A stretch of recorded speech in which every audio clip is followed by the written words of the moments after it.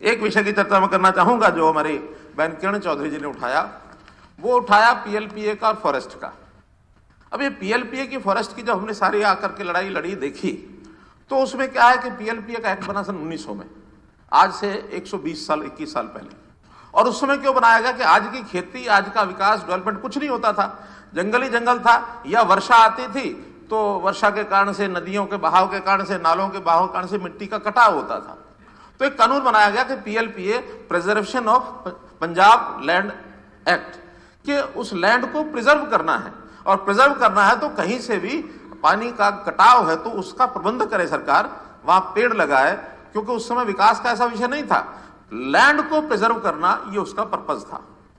बाद में forest act बना, और फॉरेस्ट एक्ट में है कि पेड़ जो है जहां लग गया है वो फॉरेस्ट लैंड है, नोटिफाइड लैंड है, उसका एक्ट बना है, जो नोटिफाई हो जाए उसके अंदर आप कोई काम नहीं कर सकते पेड़ लगाने के अलावा। संयोग ऐसा बना कि ये पहले पीएलपी एक्ट बना तो था एग्रीकल्चर डिपार्टमेंट से, क्योंकि एग्रीकल्चर लैंड भी कटती थी, पेड़ लगाने के कारण से लैंड को रोका जाता था। बाद में इस पीएलपीए को कुछ भी सोच रही होगी, इस एक्ट को दे दिया फॉरेस्ट डिपार्टमेंट को। और जब फॉरेस्ट डिपार्टमेंट को दिया तो वहां एक गलती क्या हुई कि जितना पीएलपीए का नोटिफाइड एरिया था अंडर सेक्शन 3, 4, 5, वो सारे का सारा फॉरेस्ट एरिया मान लिया गया। और इस कंसेप्शन से जब चीजें चली आगे चली तो बढ़ते बढ़ते सुप्रीम कोर्ट तक भी पहुंच गई, और एक डिपार्टमेंट ने एक एफिडेविट भी दे दिया कि हाँ, पीएलपीए नोटिफाइड एरिया ये फॉरेस्ट लैंड है। और ये आज नहीं, 20 वर्ष पहले शायद कभी दिया गया होगा। जब ये ध्यान में आया कि पीएलपीए का एक्ट जितनी नोटिफाइड एरिया है और फॉरेस्ट लैंड है, ये लगभग 40%, जो आपने भी उल्लेख किया, ये पूरे प्रदेश का 40% बनता है। और उसमें एग्रीकल्चर लैंड भी आती है, उसमें आज के जितने सरकारी, प्रदेश के, केंद्र के और इवन इंटरनेशनल लेवल के ऑफिस बने हुए हैं, वो भी उसमें आते हैं। हमारे यहाँ संयोग से एक ही इंटरनेशनल ऑफिस है हरियाणा में, और वो है इंटरनेशनल सोलर अलायंस का, आईएसए का।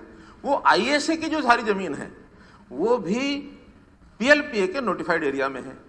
जब इसको फॉरेस्ट मान लेंगे तो वहां कुछ भी नहीं, आप एक ईंट भी नहीं लगा सकते। कितने ही हमारे एचएसवीपी के आपके सेक्टर्स वो उसके अंदर आ गए। इसमें हमने स्टैंड चेंज किया। और क्यों चेंज किया? इसलिए जब कांत एन्क्लेव जो पीएलपीए के एरिया में थी, उसको सारे को तोड़ा गया, और उसका कई करोड़ रुपए हरियाणा के ऊपर भी हर्जाना लगा है।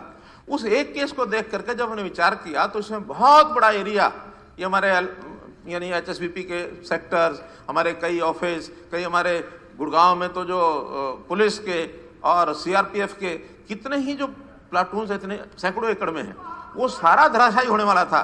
तब हमने ये कहा कि नहीं, पीएलपीए लैंड यानी total PLPA land is not forest land. और इस पर अब बहस चल रही है।